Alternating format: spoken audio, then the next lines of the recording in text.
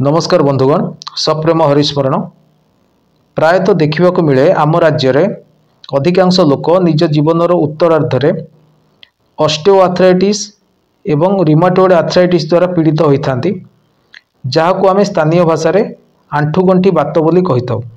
ये भयानक रोग रे लोक माने प्रायतः कष्ट निवारण पर विभिन्न प्रकार औषध खाई था एवं निजर शरीर बहुत गुड़िए क्षति करिथांती। आज आपण मानकु एक स्वदेशी औषध मु बताइबी जहाकू आपण व्यवहार करी ये कष्टदायी रोगरू बहु परिमाण रे उपशम लाभ करि परिबे। 5 प्रकार पत्र नियंतु लिंब, अरख, बेल, सिझु एवं गब। प्रत्येक पत्ररू आपण 100 ग्राम लेखाए नियंतु एवं 300 ml आपण खसा तेल नहीं पारंती।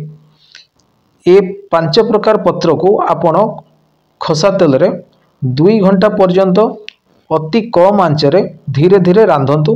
रांधि सारला परे ठंडा हो गला परे एथिरे पिपरमेंट मिसांतु एवं आपणकर जो स्थान रे कष्ट होउचे सेठारे एहाकू प्रयोग करंतु।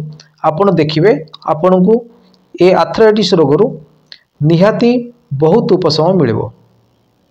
दयाकरी चैनल को सब्सक्राइब करंतु। बहुत बहुत धन्यवाद। नमो बुद्धाय।